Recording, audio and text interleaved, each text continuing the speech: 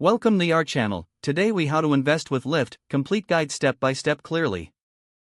To invest with Lyft, begin by researching the company. Understand Lyft's business model, including its core services and revenue streams. Examine Lyft's financial health by reviewing its latest earnings reports.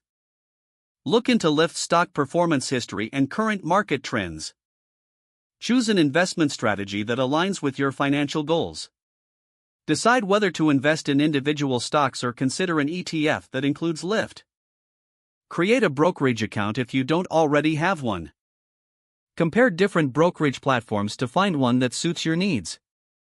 Open your brokerage account by providing the required personal information.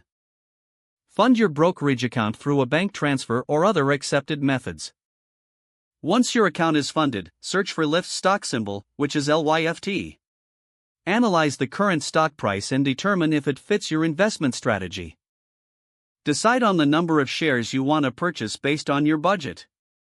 Place a market order to buy shares at the current price or a limit order if you prefer a specific price. Review your order before submitting to ensure all details are correct. After purchasing, monitor your investment regularly to stay updated on market conditions. Consider setting up alerts for any significant changes related to Lyft. Educate yourself continuously about trends in the rideshare industry. Diversify your investment portfolio to mitigate risks associated with individual stocks. Stay informed about Lyft's business developments and competition. Be prepared to hold your investment long-term for potential gains.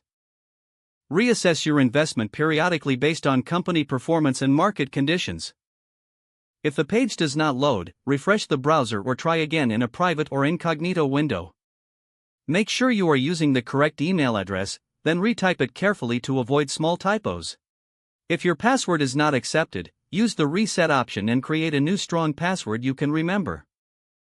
Check your spam folder for verification or security emails, then complete any requested confirmation steps. Enable two-factor authentication if available to improve account security and reduce unauthorized access risk.